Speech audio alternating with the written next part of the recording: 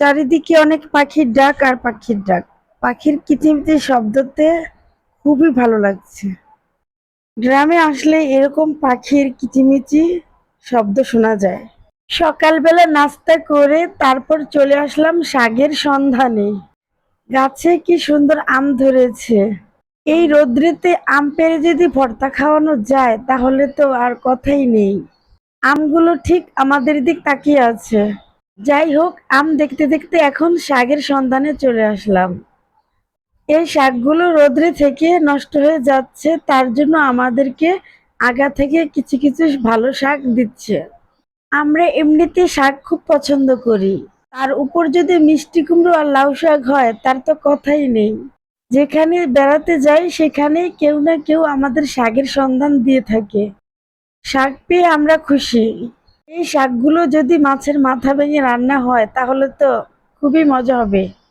এগুলো হচ্ছে মিষ্টি কুমড়ো শাক। উনাদের লাউ শাকও আছে, আমাদেরকে বললো লাউ শাক নেওয়ার জন্য, আমরা বললাম যে না, প্রয়োজন নেই, মিষ্টি কুমড়ো শাকই যথেষ্ট। খুব সুন্দর আগাগুলো, কচি শাকগুলো। এখানে গ্রামের ভাবিরা আমগুলো ছোট ছোট করে কেটে রোদ্রে শুকাতে দিয়েছে, এগুলো আমের ফলি বানাবে। আমি আর আমার আপু একটা করে নিয়ে খেয়ে দেখলাম ভীষণ টক। পাশে একটা পুকুর ছিল, কিছুদিন আগে ছেলেমেয়েরা এখান থেকে মাছ ধরেছে।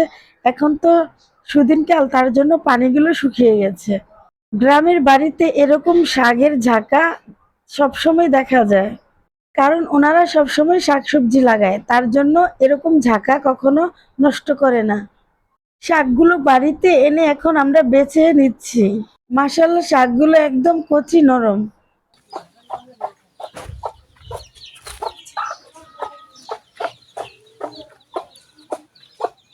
এই শাকগুলো ভালো করে পুকুর থেকে ধুয়ে তারপরে আবার টিউবওয়েলে ধুয়ে নিব। তো পুকুর থেকে ধুয়ে এনেছি, এখন টিউবওয়েলে ভালো করে আবার ধুয়ে নিচ্ছি।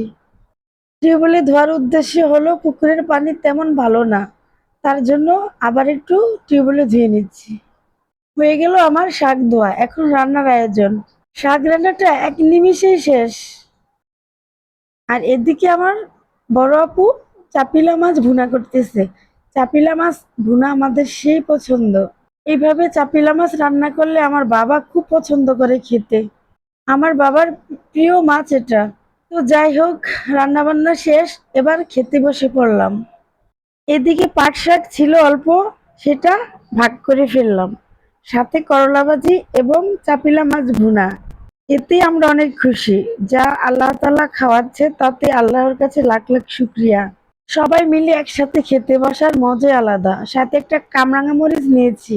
কামরাঙা মরিচ খেতে খুব ভাল লাগে। মরিচটা এত গ্রান ছিল আর এত মজা। ঝাল কম, স্বাদ বেশি, মানে গ্রান বেশি। তাই মরিচটা পেয়ে খুব খুশি হয়ে পেট ভরে ভাত খাচ্ছি। তবে মাছের তরকারিটা খুবই মজা হয়েছে। মাছ তরকারি খাচ্ছি আর বাবার কথা মনে পড়ছে।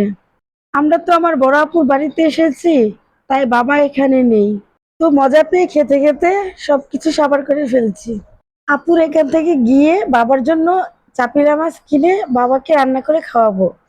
তো সবাই ভালো থাকবেন, আমাদের জন্য দোয়া করবেন। আল্লাহ হাফেজ।